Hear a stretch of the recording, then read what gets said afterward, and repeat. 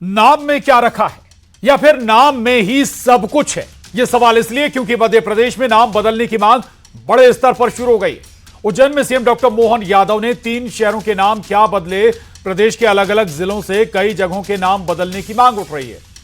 राजधानी भोपाल को ही ले लीजिए, यहां 12 जगहों के नाम बदलने की मांग की जा रही है।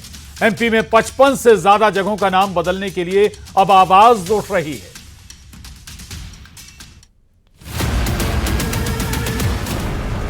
नाम अटकता है, किसे खटकता है? पूरे गांव के अंदर एक भी मुस्लिम संप्रदाय का व्यक्ति नहीं, कोई मौलाना नहीं वहां पे, फिर गांव का नाम मौलाना क्यों होना चाहिए? मजहबी पहचान बदलाव से किसे टेंशन? नाम बदले जा रहे हैं, इसमें सिर्फ बीजेपी की सियासत, खासकर बीजेपी करती है, दूसरी पार्टियां नहीं करती। सीएम साहब कर रहे हैं, बिल्कुल उचित कर रहे हैं और बहुत अच्छे निर्णय हैं। कांग्रेस का जातिवाद, बीजेपी का बड़ा प्रहार। चाहते तो ऐसे 5000 गांव हैं जहां पर जाति के नाम से वो गांव है तो एक पूरी समाज अपमानित होती है। ओछी राजनीति से बाज आकर यदि जनभावनाओं के अनुरूप आप भी उसमें शामिल होना चाहते हैं, स्वागत है। नाम की बात शुरू हुई सियासत। महाकालेश्वर मंदिर के आसपास के क्षेत्रों के नाम भी पुनर्निर्धारित होने चाहिए। अरे हिंदुस्तान के नाम बदल दे बीजेपी तो हमारे से कहीं फर्क नहीं पड़ा, रहेंगे इसी जमीन पर। मध्य प्रदेश में नाम बदलने की मांग ने फिर से जोर पकड़ लिया है। मजहबी पहचान वाली जगहों का नाम बदलने की आवाज गूंज रही है। सीएम डॉक्टर मोहन यादव ने उज्जैन के 3 शहरों के नाम बदल दिए, जिसके बाद से दूसरे जगहों के नाम बदलने की मांग की जा रही है। अब इस पर सियासत भी हाई हो गई है। क्या नाम में ही सब कुछ रखा है? आज इसी पर करेंगे महाडिबेट में चर्चा। तो नाम में क्या रखा है, यह कहना है मुस्लिम पक्ष का, और हिंदू पक्ष का कहना है कि जो नाम थोपे गए हैं उनका बदलना जरूरी है।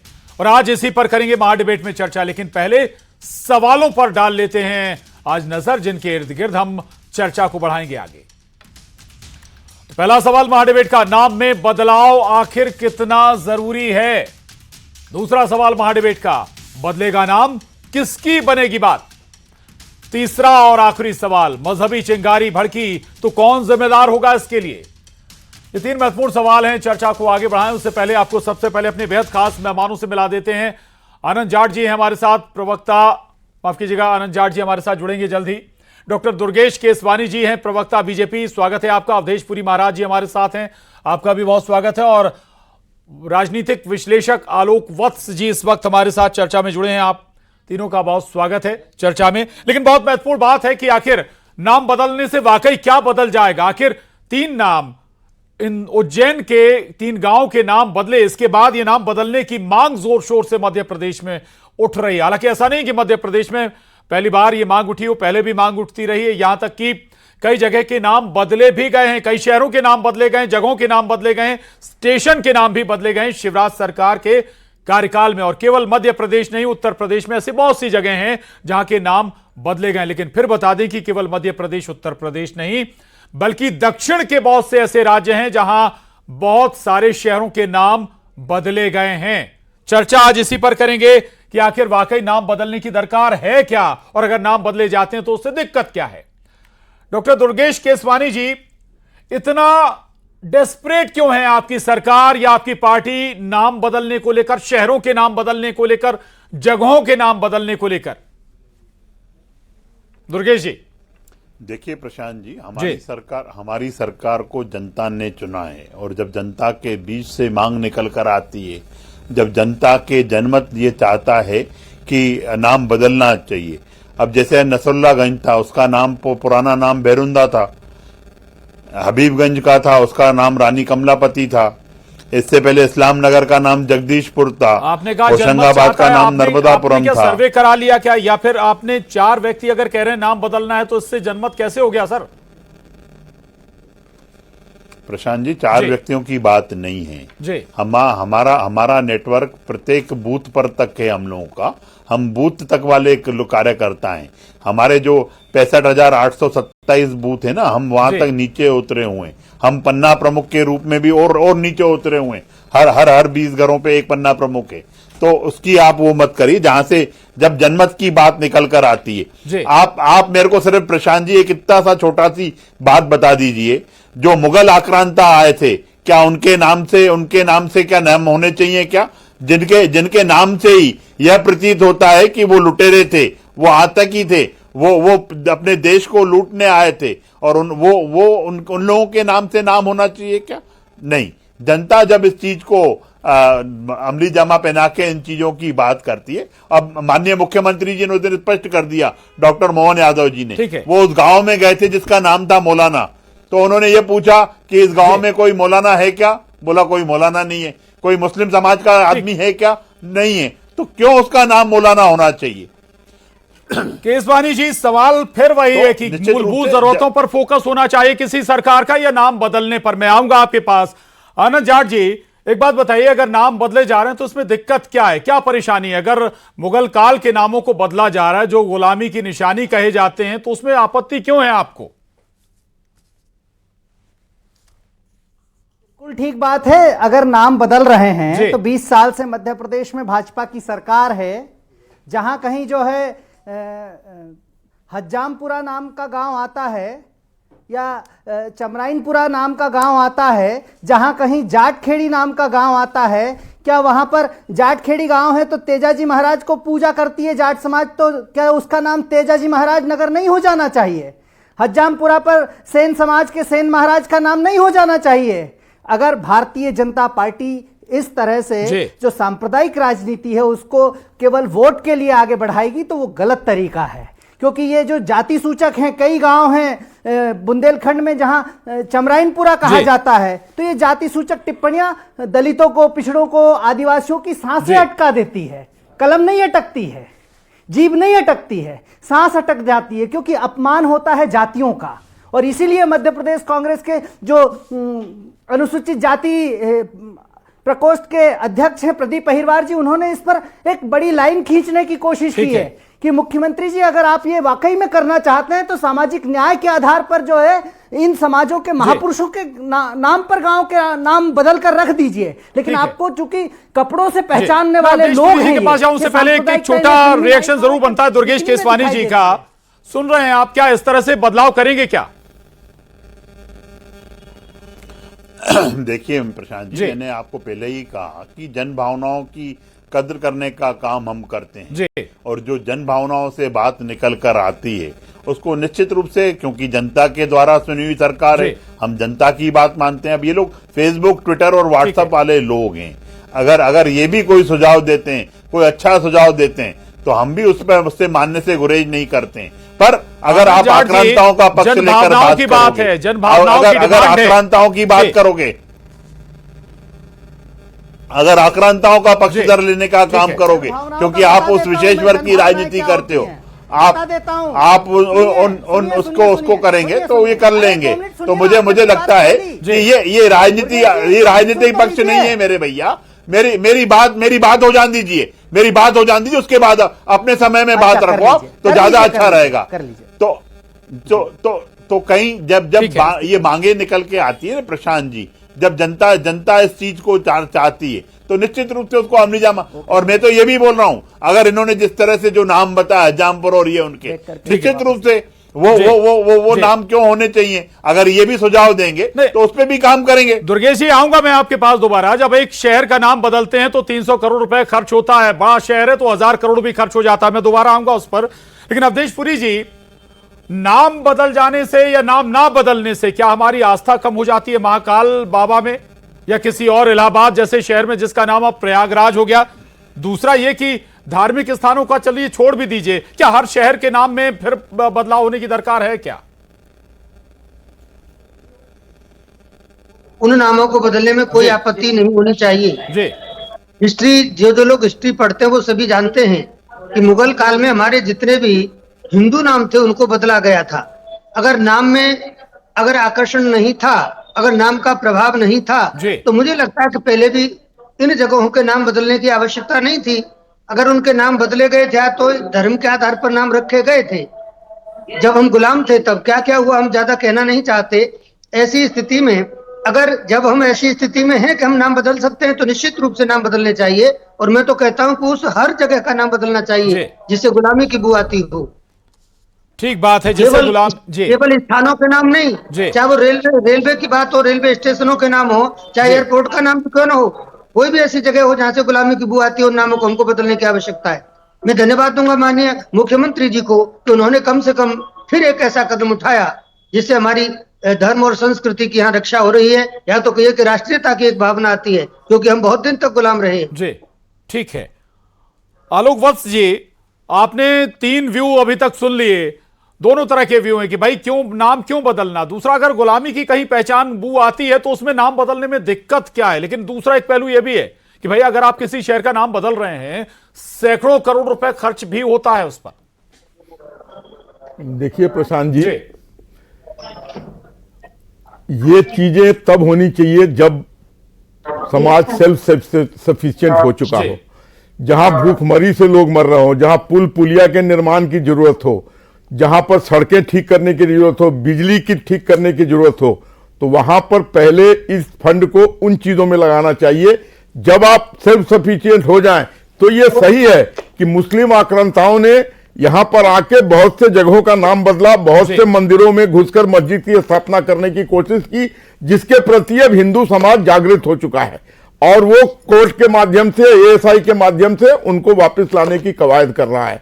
लेकिन ये नहीं भूलना चाहिए कि सिर्फ मुसलमानों के नाम अगर आप बदलने की कवायद कर रहे हैं तो मुसलमानों का भारत के इतिहास में योगदान को भी नकारा नहीं जा सकता है। सबसे अच्छा होता अगर आप मुस्लिम नाम के जगहों को बदलते और हिंदुस्तान के अंदर उन मुसलमानों के नाम पर रखते जिन्होंने भारत में अपने को शहीद किया है, भारत को आगे बढ़ाने की कवायद किया है, भारत में रहकर भारत का नाम ऊंचा करने की कोशिश की है, तो शायद मुस्लिम समाज को इससे नाराजगी नहीं होती। लेकिन आप उसका नाम बदल के मुसलमान से अगर हिंदू की तरफ ले जा रहे हैं तो जरूर लोगों को भावनाओं को ठेस पहुंचेगा, ऐसा मैं मानता हूं। अगर आप समाज में समानता चाहते, अब्दुल कलाम के नाम पर रखिए, बहुत से शहीद हुए हैं पाकिस्तान वार में, उनके नाम पर रखिए, आसिफ अली बेग के नाम पर रखिए, डॉक्टर जाकिर हुसैन के नाम पर रखिए, फखरुद्दीन अली अहमद के नाम पर रखिए। ऐसे बहुत से लोग हैं जिनके नाम पर रखने से मुझे बहुत अच्छा विचार दिया है आपने आलोक वत्स जी। शेख रुस्तम साहब हमारे साथ जुड़ गए, मुस्लिम स्कॉलर हैं। शेख रुस्तम जी, नाम बदलने पर सियासत, वाकई ये सियासत है, वोट की सियासत है, वोट खींचने की राजनीति है या कुछ और, थोड़ा सा ये भी समझाइएगा। लेकिन ये तो हमेशा से चला आ रहा है, केवल मध्य प्रदेश नहीं बल्कि दूसरे राज्यों में भी ये हो रहा है। दूसरा ये एक विचार ये भी आया कि गुलामी के चिन्हों को हम क्यों अपने साथ बरकरार रखें। शेख रुस्तम साहब, देखिए, आपके आखिरी सवाल का जवाब मैं सबसे पहले देता हूं प्रशांत जी। मुझे ये बताइए, मौलाना शब्द से मौलाना शब्द गुलामी का कौन सा प्रतीक है? क्या मौलाना शब्द से गुलामी का आभास होता है? 1857 के संग्राम के दौरान लगभग 53,000 मौलानाओं को फांसी पर चढ़ाया गया है आजादी की मांग करने पर। कैसे? शेख रुस्तम साहब, होशंगाबाद होशंगशाह से जुड़ा हुआ के नाम पर रखा गया था, उसका नाम अगर बदला गया, नर्मदापुरम बदला गया तो क्या गलत है? इस्लामाबाद उत्तर प्रदेश में जगदीशपुर रखा गया, होशंगाबाद, ऐसे कई बहुत सारी जगह हैं जिनके नाम ऐसे शासकों के नाम पर रखे गए थे जो मुगल काल के थे, जिन्हें गुलामी का प्रतीक अगर एक सियासी दल मानता है तो बदल रहा है। फिर देखिए प्रशांत जी, भारतीय जनता पार्टी का कोर एजेंडा रहा है मुस्लिम प्रतीकों से या मुस्लिम नामों से जुड़े हुए स्थानों को बदलना। लेकिन हैरानी इस बात की है कि अभी तक भारतीय जनता पार्टी का फोकस जिलों और शहरों के नाम पर हुआ करता था, लेकिन अब इनका बौद्धिक स्तर इतने निचले स्तर पे चला गया है कि इन्होंने गली मोहल्ले और पंचायतों के नाम भी बदलने शुरू कर दिए हैं। गजनी खेड़ी से मुझे याद आता है, गजनी खेड़ी से आपत्ति भारतीय जनता पार्टी की या हमारी स्वाभाविक तौर पे हो सकती है, लेकिन मौलाना शब्द से नहीं हो सकती है। क्या सिर्फ नाम बदलकर ही देश का पुनर्जागरण होगा? और इसके पीछे जो तर्क दिया जा रहा है, केसवानी जी ने दिया है, जन भावनाओं के आधार पर नाम बदले जा रहे हैं। जन भावनाओं के आधार पे राष्ट्र कभी चलाए नहीं जाते प्रशांत जी। जब भी जन भावनाओं के आधार पर राष्ट्र चलाए जाएंगे राष्ट्र या राज अराजकता की ओर बढ़ेगा। देश चलता है कानून के राज से।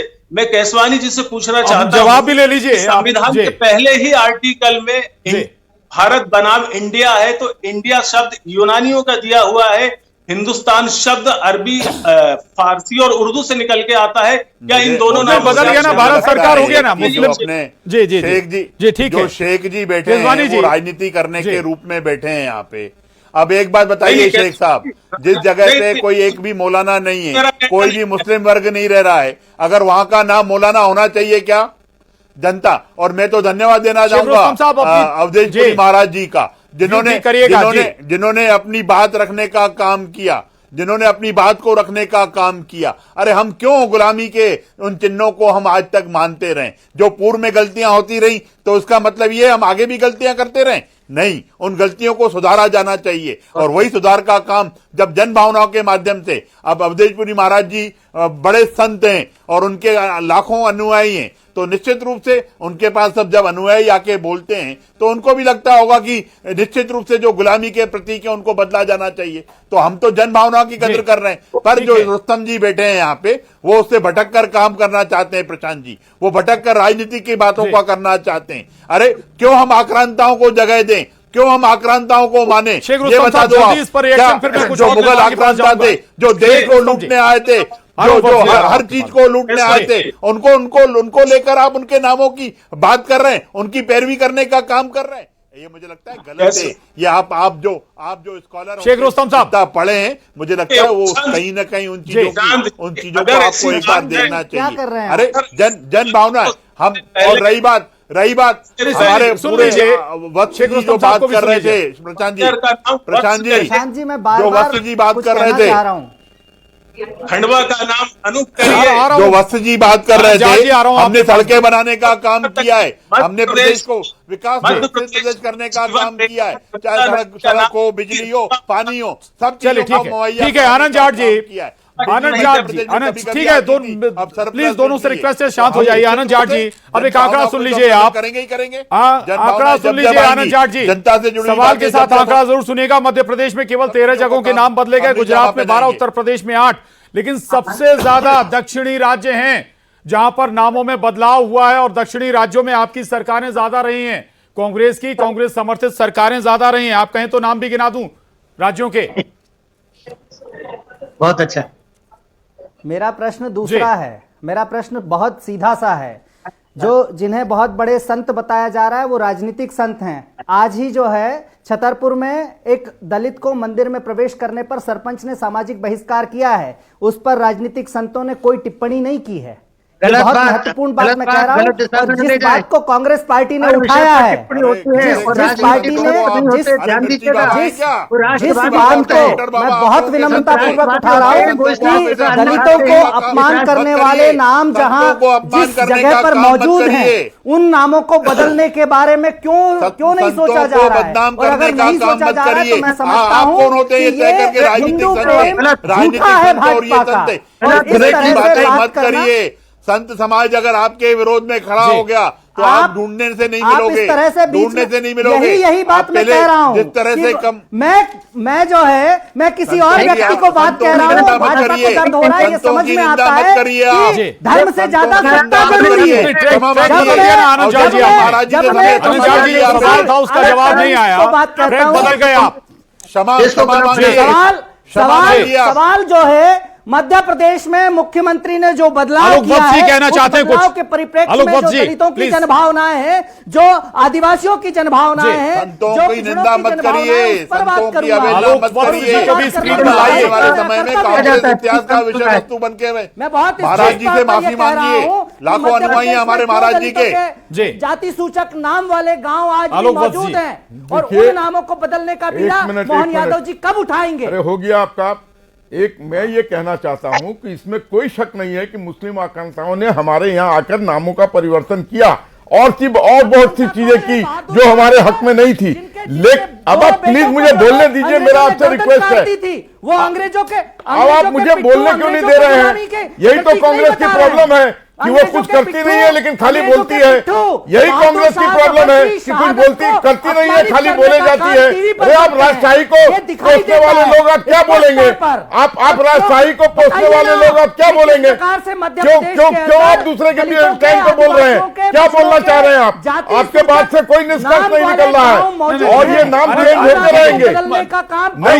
मुद्दे पर आइए आनंद जाट जी, प्लीज सुन लीजिए। मैंने इतना कहा कि अगर मुसलमानों ने जो फिर ये बोले जा रहे हैं, अरे आप शांत रहिए, आप शांत रहिए, आपके वक्त में मैं नहीं बोल रहा था। रुस्तम जी अपनी बात, आपका नाम आलोक जी अपनी बात रखिए। मेरा कहना है कि मुस्लिम आकांक्षाओं ने जो हमारे साथ अत्याचार किए उसके प्रति अगर समाज सजग हो गया है तो उसको उस निर्णय को मानना ही पड़ेगा। लेकिन मेरा एक सुझाव है कि मुसलमान का अगर कोई नाम बदल रहे हैं तो भारत में ऐसे बहुत से मुसलमान हैं जिनका योगदान कभी भी हम नहीं भूल सकते हैं। अगर उनके नामों को वहां रखा जाए तो शायद मुस्लिम समाज को इससे कोई एतराज नहीं होगा और समाज में समानता बनी रहेगी। बड़ी अच्छी बात आपने कही है अवधेशपुरी महाराज जी।